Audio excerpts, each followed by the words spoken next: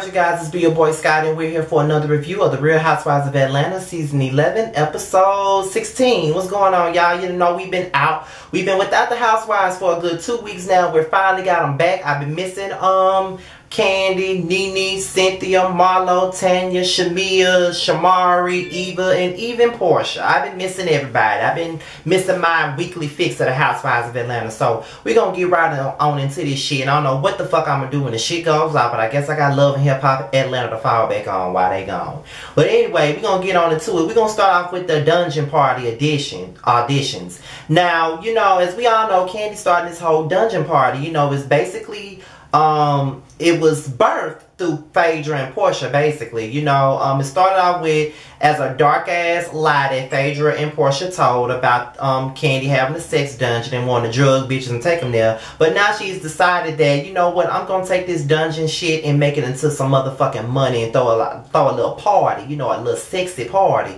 And you know, I really don't blame her for, you know, take a negative situation and make it into something positive and make it to some motherfucking money. You know what I'm saying? And then, you know, you got your typical people on Twitter talking about, now she was sitting up here mad at Porsha for all these years about her saying she got a sex dungeon. Now she want to have a dungeon party. I guess what Porsha said was the truth. That doesn't make what the fuck Porsha said the truth. It's already been known that that was a lie. However, she took whatever the fuck Phaedra and Porsha said and turned it into some motherfucking money, and I don't really blame her. And you know, on top of that, you know, you know, a dungeon party is some shit that I would want to be indulging in, to be quite honest, because I like kinky shit like that. I like that, but you know, that's for another damn video. We'll talk about that on another video. I don't want to give y'all all my damn secrets. I tell y'all enough of my motherfucking business. Y'all don't need to know me in that damn manner, but you get what I'm saying. But we'll talk about this on another video, but not right now. Y'all don't need to know that part of me. But yeah, so you know, she get all the dancers to audition, you know what I mean, and then she got Cynthia old ass coming in giving her this stiff ass lap dance, and we all know that Cynthia been waiting to give Candy a lap dance for a while now. She finally did it, and at this point, you know, Candy says she's in the show. Go ahead and put in the show for a storyline, Candy. Go ahead, because you know, if this was any other time, you would not be picking Cynthia to be on them, be one of your dancers at that party. You know what I'm saying? Just no. But anyway, after the Dungeon Party auditions, we get into Nene. You know, we see her at Swag Boutique, you know, the high-end, high-price rainbow, you know. So we see Giovanna, she walks in, and we ain't seen Giovanna since she got drunk and started all that shit at that couples dinner. But I will tell y'all this, I like Giovanna. I don't give a damn what nobody say. I like Giovanna. I think that she's cool. I think that she's worthy of the show. And honestly, if she was on this show more often, this shit would be turned the fuck up. Y'all can dislike her if you want to, but this shit would have been turned the fuck up. So I want to see her back next season. If y'all don't want to give her no peach, don't give her one. But let her be a friend of the show. Let her be another Marlo or another Tanya or another Shamia. Let her get her place in the show and let her be a part of it, because she is a good time. I really like her. Nene said that, you know, the other girl's going to be there. Eva's going to be there. And Giovanna said, you know, I want to apologize to you and the other girls for starting all this damn drama at the party, but as far as Eva is concerned, I'm not going to apologize. I meant what the fuck I said, and that's that. But I'm coming to the party. I'm going to be on my best motherfucking behavior. You know what I mean? Cool, go in, girl. Go in, Giovanna. Go in, dime piece. I don't give a damn what nobody say about you, girl. I like you. I don't care. I love me some motherfucking Giovanna. I like that bitch. I don't care what none of y'all say. I like the bitch. Gregg has had a blood clot situation, okay? That's what's going on right now. And Cynthia and Marlo was contacted by Gregg to go and see about Nene, because Nene was about to lose all her edges, the small little edges that she already got. And they came to see her, and you know, Marlo was coming to see about Nene, but Nene wasn't answering her phone, wasn't coming to her door, nothing like that. And she felt some type of way because, you know, she was coming out here to see about her friend. You know what I mean? And honestly, I understand Marlo completely, because she's an Aquarius just like I am. And when a friend say they in need, we run into them. Like, I don't give a fuck. And when a person turns you the fuck down when you're trying to do nothing but be a friend to them, that is hurtful to us. I know that for a fact because I had a friend and his mother died. And I went over there to be a comfort to him. But before I could even get out the car with our other friend, he turned us the fuck around. And not want us around him or nothing like that. And that's hurtful, because you want to be there for your friend when they're going through a hard time. Because you know, me personally, although I can be so much of a hard rock in front of everybody, when deep down, I be down by myself, like in the motherfucking dumps, and don't nobody know nothing about it. But in the public, I always put on this smiling face and his happy face, so won't nobody really figure out what it is that I'm going through.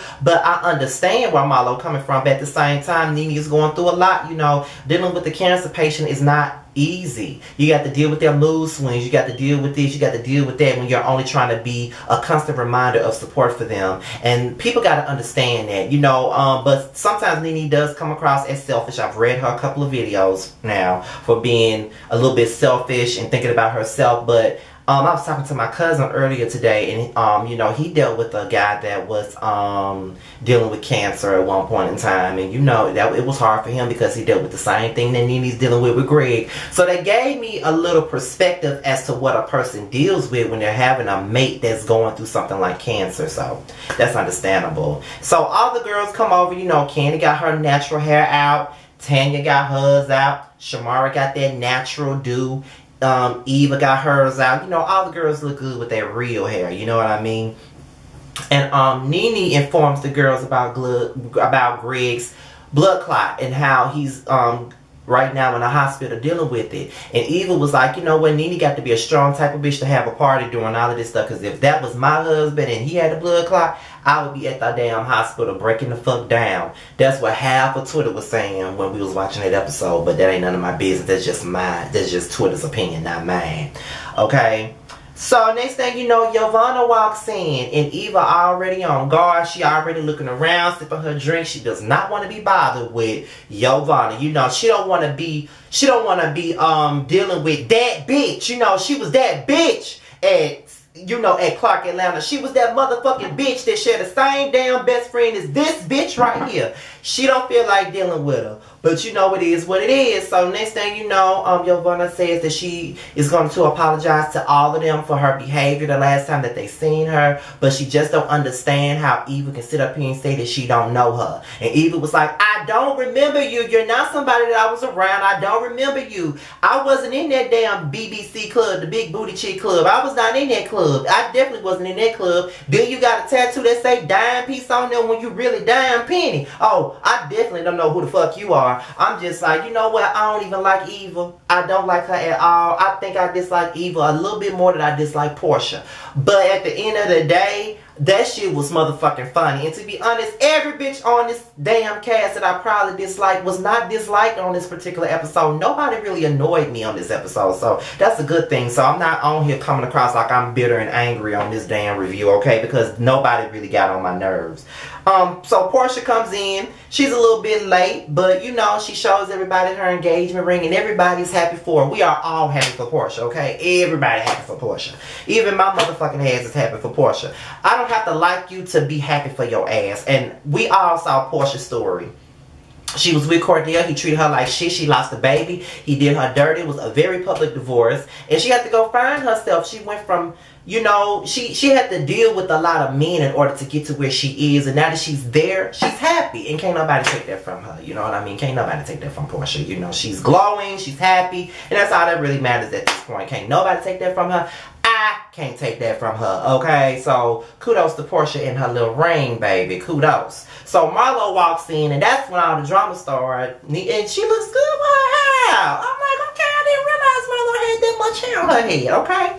So, basically, they're going at it about the other day when Marlo tried to come over and visit Nene and be there for her because Gregg texted her and told her to go and check on Nene. And, you know, Nene was like, I'm going through something. You don't need to be cursing at me like that, bitch. I'm going through something. That's not the way you talk to a person that's going through something right now. And you just don't understand. And Marlo was like, I'm just trying to be there for you, Nene. That's all I'm trying to do. Like, you a sister to me, and I just want to be there for you. Like, you are my girl. You my best friend. All I ever tried to do was be there for you. And just looking at that damn argument between that Aquarius and that Sagittarius, it's just like I'm looking at me and Leah because I'm an Aquarius and she's a Sagittarius. So it's just like me looking at me and live with Leah. You know what I'm saying? Or even though I'm going to put Jamar in this too, even though he's a Scorpio, but that's just like me and Jamar. I can see me and Jamar having an emotional argument like that because we never really had no argument before. But I remember this time last year, this time 2 years ago, when I had told Shamari that I tried to commit suicide, oh, he let me have it. He let me have it in that text message. And then on top of that, he was mad with me because I told him through a text message I wasn't bold enough to call him or FaceTime him to let him know that. And he let my ass have it, okay? He let me have it. And that's just the definition of a real friend. Jamar is, like I keep telling y'all, that's my bitch. I love me some Jamar, and I don't want nobody to fuck with that nigga right there. That is my bitch right there. Best friend, okay? But yeah, you know, they had like a sisterly argument. There was a lot of tears being had and being shedded, and Marlo was finna leave, but Cynthia was like, no. Nene does not want your ass to go nowhere. You need to stay right here and be that supportive friend that you always are. Be there for Nene. She does not want you to go nowhere. Nowhere, okay? And, you know, they all brought her back. And then, you know, Marlo and Nene went upstairs. They were talking to each other and all that stuff. So while they were up there talking to each other and hugging on each other and being sister-like to each other, Shamari downstairs getting lit, okay? She was all over her breast, all over Eva's breast. She wanted to get a taste of her breast milk, and she wanted to get a taste of that, she wanted to get a taste of Eva's Girl Scout cookie, okay? She wanted a little bit of that. And, yeah, she was real turned up. She said she wanted to go home with Eva and every motherfucking thing. She was so motherfucking lit that she even patted Tanya on the pussy, okay? She was very lit. And I'm looking at Shamari like, yes, girl. That's my type of lit. Am I telling a little bit more of my business that I don't need to be telling? Because I do some shit like that.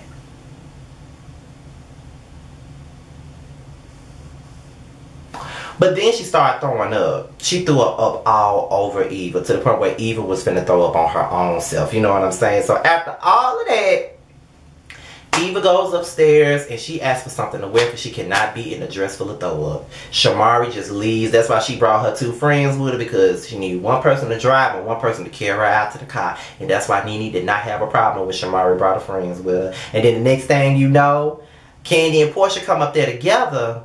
And before they go to tell them goodbye, so they want to look at Nene's closet, and Nene kept saying, "Don't y'all go in my closet. My closet is not together."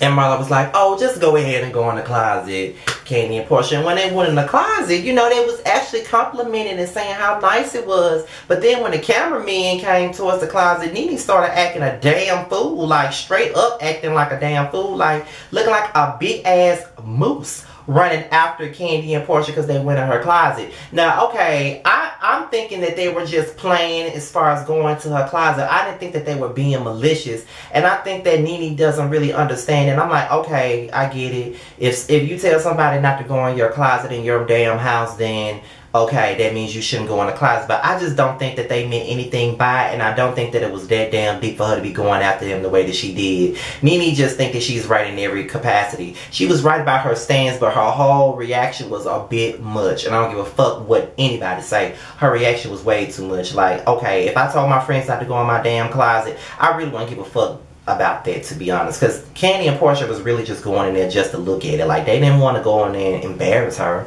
So I don't understand why she was doing the most, but that's Nene, and she's always extra, and she's always going to stand by her extraness. However, to be continued. With that being said, you guys, I hope you enjoyed this review, and I hope y'all enjoy it. I'm just feeling so good right now, y'all. Y'all don't understand how mentally I am feeling so great right now. Like, I really don't have nothing to be worried about. I'm just in a great place, and I hope that really shines throughout my videos for the next couple of months. Because I'm very, I don't know, I feel liberated in a sense. I don't know why. But anyway, this is my review, and I'll see you guys later for my Love and Hip Hop Miami review. And I'm out of here, you guys. Peace.